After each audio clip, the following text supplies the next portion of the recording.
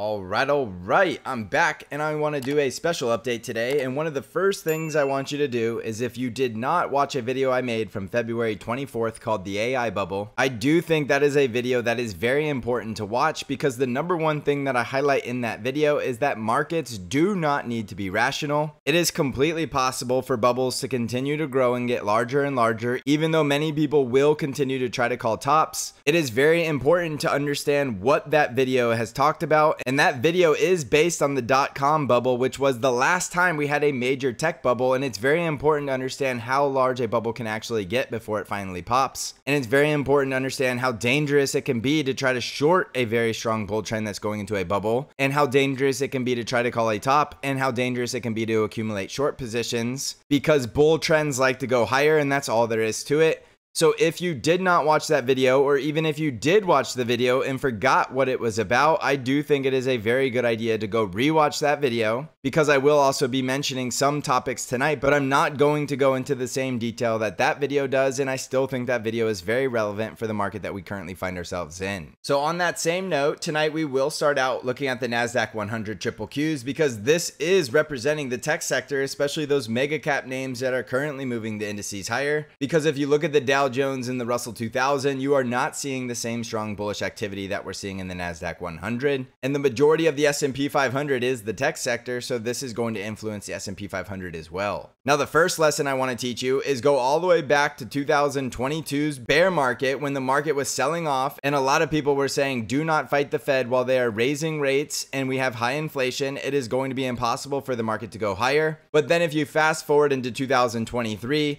not many people were as bullish as I was, because a lot of people continued to say you can't fight the Fed, they're raising rates and they're doing quantitative tightening, and there's no way we are going to get a strong bull market that's going to break out to all-time highs while the Fed is raising rates and doing quantitative tightening. However, the rest is history, and we did make brand new all-time highs. The Fed has yet to do a single rate cut, and the Fed is still doing quantitative tightening. So do not fight the Fed is a narrative that does not work, because if you have been bearish simply because the Fed was raising rates and doing quantitative tightening, you have missed one of the most historically strong bull markets that we've had off of the bottom in 2022. And now we fast forward to 2024 and we are still in this powerful bull market, making brand new all-time highs week after week and month after month. And a lot of the bears continue to say the same exact narratives. And I'm here to tell you that I am not one of those perma bears that tells you the sky is falling. I was one of the most bullish people ever in 2023, and I remained very bullish in 2024, because there's nothing on this chart that tells me we need to get bearish just yet. However, this is the kicker, because I am now starting to get a lot more bearish, or a lot more risk off, because I do not like what I'm seeing on the chart, and that mostly stems from what I'm seeing right now on the triple Qs, and that is a very parabolic move, which that's why I did reference the AI bubble video that I did, because it is possible these parabolic moves can continue and can continue to go higher. So I'm not here to tell you that I can definitely tell you for sure that the market is topping and it's going to have a big correction, but I do think it is worth at least alarming you and giving you some caution here that if you are extremely bullish and you don't think the market can go lower from here, then I think this video is for you. So the first thing I want to highlight right now is we're looking at the NASDAQ 100 triple Qs daily chart, and we do have an all-time high gap at 468, because from Tuesday's close to Wednesday's open, we gapped up from a previous all-time high to a brand new all-time high in the 470s. And that means that there has been no open market price action that has existed between 468 and about 471. And that is one of those gaps that is typically telling you there's exhaustion in this market. The bears are capitulating and they're giving up and they're throwing in the towel. And the bears that have been bearish all the way back since 2023 are absolutely disgusted by this market. They cannot fathom how a market has gone this high while the Fed was raising rates and doing quantitative tightening. They're probably saying things like the market is rigged and it's only stacked to the favor of the Wall Street big money, and they're the only ones that can make money in such a rigged market. But as you know, if you've been following this channel, we've been very bullish for the last 2 years, and we've made a lot of money over the past 2 years because we simply follow the price action on the chart. So I am not a perma bear trying to tell you the market needs to come down and you need to go short it with all of your money, but I am telling you there is a very good chance the market is coming down very soon. And it is likely going to happen very quickly because of the vertical nature of this rally. Usually when you get a very vertical rally like this, the saying is that the bulls take the stairs up and the bears take the elevator down. However, the bulls have been the one in the elevator, and this has been a very parabolic rally that is likely going to end with a very parabolic decline. So the risk here is to the downside happening very quickly. However, the benefit of being a price action trader is that you don't need to panic. You simply just need a price action plan on when you are going to get risk off, and that can be as simple as waiting until price action loses this bull trend or starts to break down below some critical support. And one of the easiest ways to know that is simply by watching the 5-day EMA, which is this green line on the chart, and that is taking the average of the last 5 days with the exponential moving average equation. And that means when this bull trend is starting to get weaker, we are going to see price action closing below that green line. So why I want to alarm you about this now is if we look at the weekly chart of the triple Qs,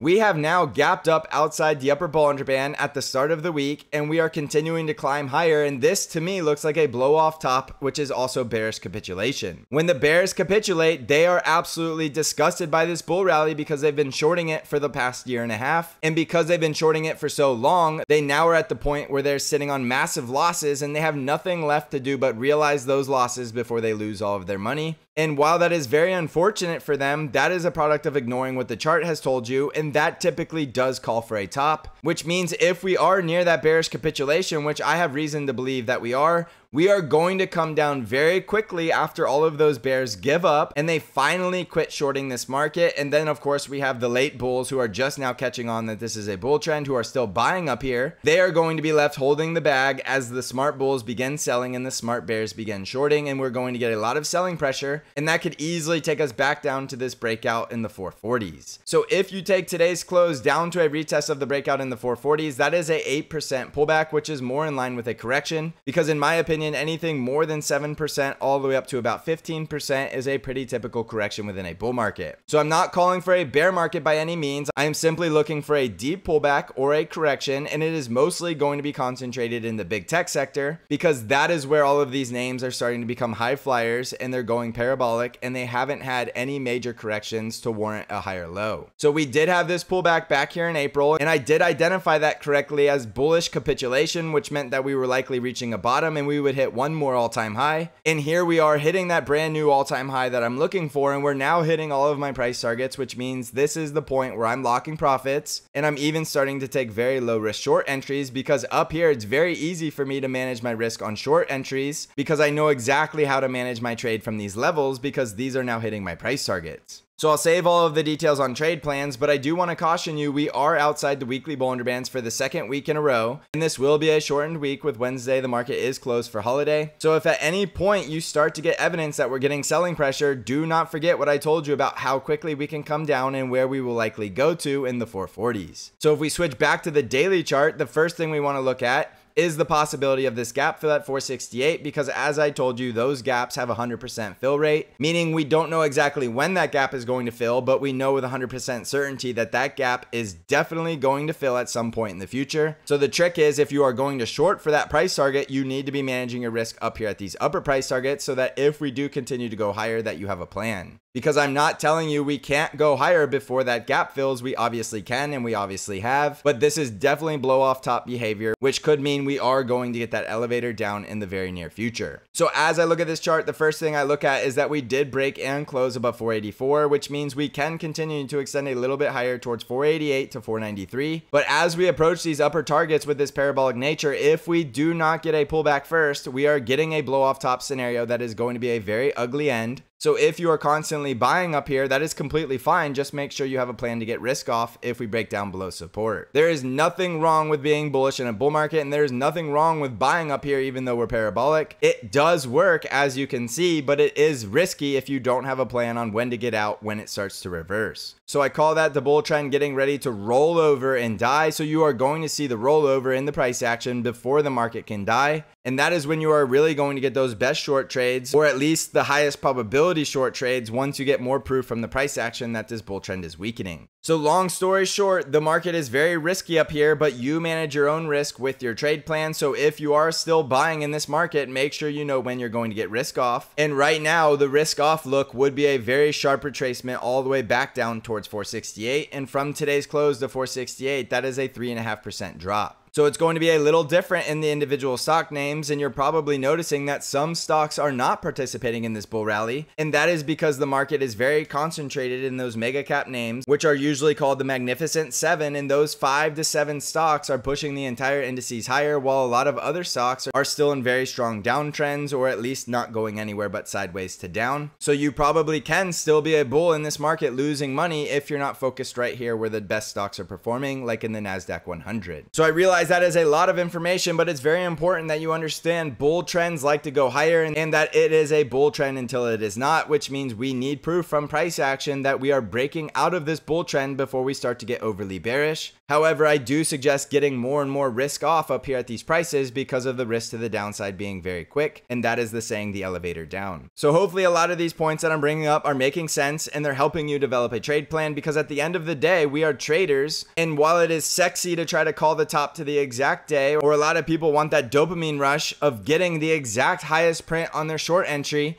as you can tell from this bull market, it has been destroying a lot of short sellers who continue to think the market has topped and continue to call for tops over and over. I've made many jokes about the bears, and a lot of you have been very, very vocal about how I'm so mean to the bears. But if we zoom out here, me constantly telling the bears not to short a bull market and stop calling for tops has been very solid advice, because if you look at this trend, we have gone much of nowhere but up. So yes, I have not been the nicest to the bears, but those bears have been very loud and have been telling me how stupid I am for being bullish all the way back to 2023. So sometimes they get what they deserve, and that's just the fact of life. But right now I'm telling you, if you are still very bullish, be very cautious, and this could be the time that those bears are going to finally be correct. And you know the saying that a broken clock is right twice a day. So I'm going to leave that on the sideline for now, and I want to go through very quickly all of the indices, and I want to show you exactly the levels to pay attention to. And on the NASDAQ 100, we are not going to get any major breakdown until we start to see some very sharp selling and at least break through some of this support. And the support we need to watch now is right around 484 and 479. And by the time we get below those supports, we should be down below the 5 EMA. And then by that point, we should come down and fill this gap at 468. So in the very short term, yes, we can go a bit higher, but after that, I think we're going to see a very sharp decline that's going to take us down to fill that gap at 468. But again, that doesn't guarantee I'm going to be correct. I just think this is the highest probability chance. And now that the risk reward favors the sellers, I think even the smart bulls are going to be aggressively selling this market until we get down to that gap fill. So pay attention to the upside resistance at 488 and 493, and the downside price target I'm looking for is 468 on a breakdown below support. Jumping over to SPY, we were up 0.8% today, and we finally hit that price target at 547. And if we break above 547, we'll likely go to 550, and then above 550, we have 554. So here, I think, yes, we could go a bit higher, but again, I think the downside risk is that gap fill at 537. And when that gap fills, we will be at some very strong support at the rising 20 daily moving average. So we'll have to assess the odds of going long once we do fill that gap. But right now, I do think the reward to the upside is very limited for at least a 2 to 3% pullback here in SPY. And yes, I think we're going to go a lot lower and get a deeper correction, but that is going to depend on the price action at the time of the gap fill. So in the short term, look for the possibility that we're going to roll over, but let the price action do all the talking. This is still a bull trend until it is not. On the Dow Jones, we were up 0.55% today, and once more on the Dow, I am still very concerned about this very large head and shoulders pattern forming. And if you draw the neckline, we did bounce off of the neckline today, so we don't have any confirmation this is a head and shoulders pattern, but it is going to be looking very weak in the Dow Jones if we get a sharp reversal from the negatively sloping 20 daily moving average and resistance zone between 389 and 391. And if that happens, it is possible we get a sharp reversal and a very powerful down move to 377. So my biggest concern is the Dow Jones is not playing nice with the rest of the indices. We're sitting at all-time highs in the S&P 500 and the NASDAQ 100. Meanwhile, the Dow Jones is looking like a bearish head and shoulders pattern struggling to break out of a downtrend. On the Russell 2000 IWM ETF, we were up 0.84% today, and we did gap down, and we did fill the gap to the upside that we opened on the gap down on Friday. So that was a nice little bounce for a day trade. But if you're looking at the price action, this is still a downtrend while we're trading below 203. So if you are bullish in the small caps, you are catching a falling knife, which is completely fine. Just manage your risk down here between 198 and 199. And if we break down below it, there's a good chance we're going down towards 195 and then 193. I think the best way to play the small caps right now is realizing there is a lot of upside potential, but waiting for the chart to prove it, which means if it is going to prove it, we need some sort of higher low, higher high breakout out of this downtrend, and then we'll have a lot better probability to be correct about a bull trend. So be very patient in the small caps. There could be a great trade setting up here in the future, but right now price action is telling us we're in a downtrend, so we need to respect that.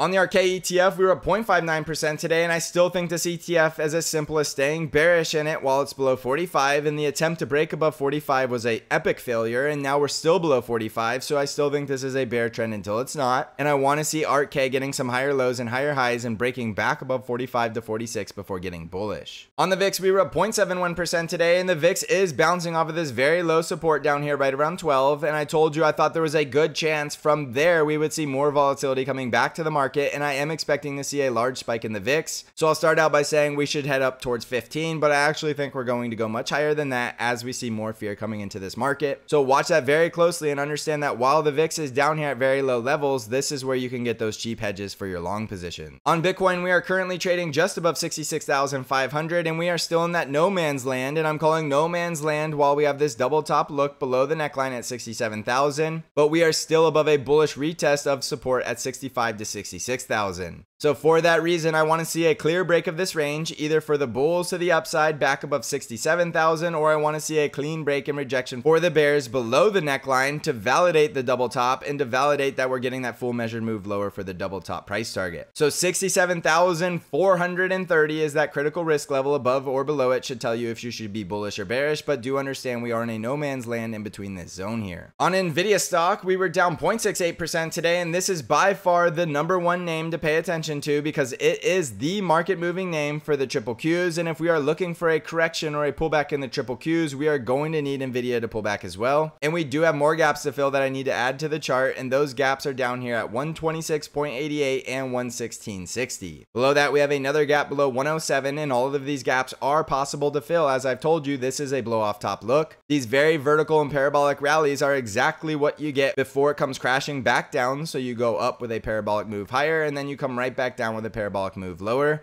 and that is the elevator down after the elevator up. Remember, bulls take the stairs up, not the elevator, and this is a very unhealthy look in the short term. And I am still very, very bullish on this stock, and I have been one of the only bulls telling you it was going to go to $1,000 or higher. However, I cannot deny the fact that this now looks like a blow off top with 3 unfilled gaps to the upside, which look like exhaustion gaps as we're getting all of the dumb money flooding into the stock near the top, which means it's going to come down very quickly and very rapidly and trap them in their positions, and then even try to shake them out before the next bull rally. So yes, I do have one more price target a little bit higher, right around 134.6, but I'm not very optimistic for the upside here. I think there's a lot more downside risk to be aware of, and the number one breakdown in the price action will be that break of support at 128. On Tesla stock, we were up 5.3% today, and this is one of the few names that I still thought was very low risk, especially for a big tech name, because this is still a top 10 company in the NASDAQ 100. And as you can tell from my arrows, I still thought there was a good chance we would go to 207 and likely even into the 220s if we could hold this support at 167, and so far we have. So if you want to be bullish in any big tech name, I think Tesla is still the most attractive with the lowest risk and the most reward. And that means right now we simply just need to hold above 185 or this breakout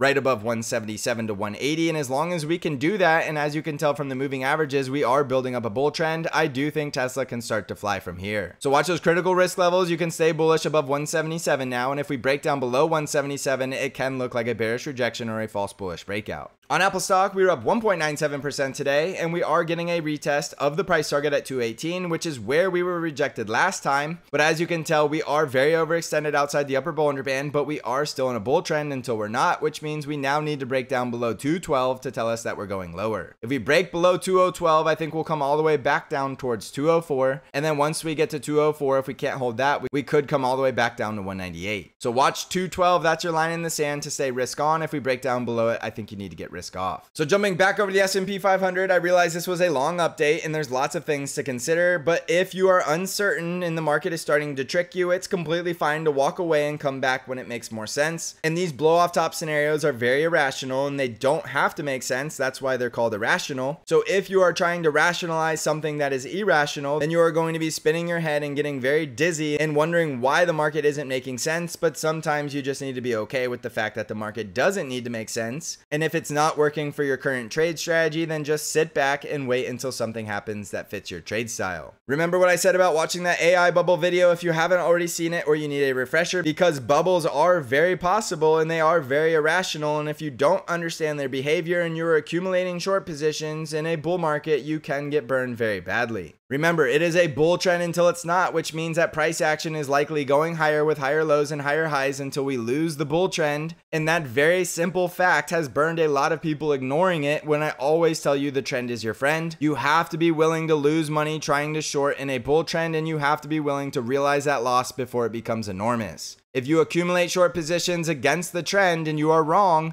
you can lose all of your money because bull trends like to go higher. And even if we get a pullback, it may not go as low as you were expecting before it resumes back to go even higher. It is very dangerous shorting bull market, so keep that in mind. I'm not saying you can't do it. I myself will be shorting this bull market. However, I have a very clear plan on how to trade it and how to manage my risk, and that is the difference. Accumulating short just for the hell of it because you're bearish is not a strategy. You need a risk management strategy that tells you exactly when you're getting out, when you're wrong, and how you're going to manage the trade along the way. So once more, I realize it's a long video, but a lot of these things are very important and needed to be said, especially for those of you that are going to be trying to accumulate short. So thank you for watching, everybody. I hope you're crushing this market, and as always, I will see you in the next episode.